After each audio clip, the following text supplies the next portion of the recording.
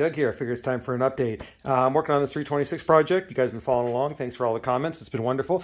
You notice this isn't painted yet. That's the water pump. So I ran into some issues because I upgraded. The original water pump's an 8-bolt, which is sitting down there, and that cover I decided to replace it because the old 8-bolt pump did not cool very well. They upgraded to the 11-bolt pump, made it a lot better. Here's the problem. 11-bolt pumps, extra half-inch deeper. And there's some other issues that we run into. Well, this original stock pulley, as you can tell here, does not line up anymore. So it's about ½ inch out. So this new pulley needs to get further back. So these pulleys are very rare. The one that goes back was only made for the second half of 1970 for the Firebirds.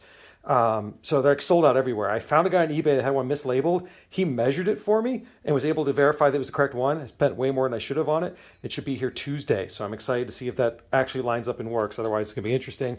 Finding the bolts to make up the water pump was fun, but I got new bolts for that. I got the power steering bracket all painted, and whatever Pontiac engineer designed this bracket system, I'd like to punch him in the face. It is this goofy system of bracket over bracket. It pivots over here, and there's 2 sliding points that it moves on to adjust the belt tension.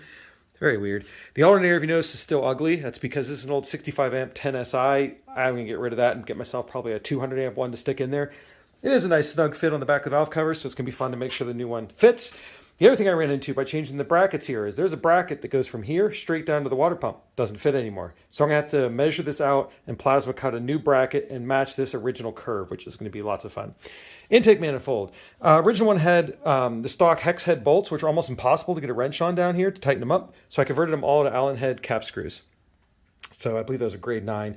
So I got all those in there. I need to torque that all down because what you have to do first is you got to tighten this bolt, which tightens up a O-ring washer between the intake and the pump here for your bypass. And you got to get that tight first before you tighten down your intake to make sure it's all held together. It's a fun process. Also got to figure out how I'm going to get a torque wrench on these. I might have to buy an Allen to socket adapter. But even still, it's going to be really fun trying to get a socket down in there between those two. So I'm going to have to figure that out. I had to buy new valve cover bolts. The ones that came with it are way too long. So I found a set of those, got those ordered. Started covering up all the holes in it because now that it has all the final components and everything's lubricated, I don't want dust getting down inside. Distributor's all done. That's ready to go. I just got to finish doing the bracket for it. Got the spark plugs, the wires in. That's all ready to go. And one thing I completely forgot about, air compressor. I got to figure out how to fit this York SC209 somewhere on this engine. And it's a thick boy. As you can tell here, it sticks out pretty thick. So how am I going to make this work? Well, there's a couple options. There's a reason I don't have the pulley on the power steering pump yet. I might get a double groove one of those and mount the compressor over here, or I can get a double groove alternator pulley, run it straight across the front of the engine to the first rib on this here. If you look at the lineup, it looks like that should line up with the second pulley on the alternator. I'm going to find out. Then I got to custom design a bracket to mount this to the block. Fortunately, there are a lot of mounting points on the front of the engine block here. So that's the story behind why some things are painted, some aren't, why some old dirty things are on here, some aren't. I'm trying to get everything laid out to make sure this new pulley I buy fits and works. Once everything's golden, I know I don't have to return the water pump. I can get that into paint and get all the pulleys on and get that finished up and then start fabricating up the mount for that.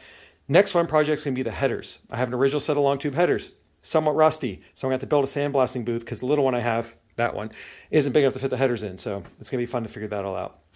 Yeah, I got the coolant intake cleaned out.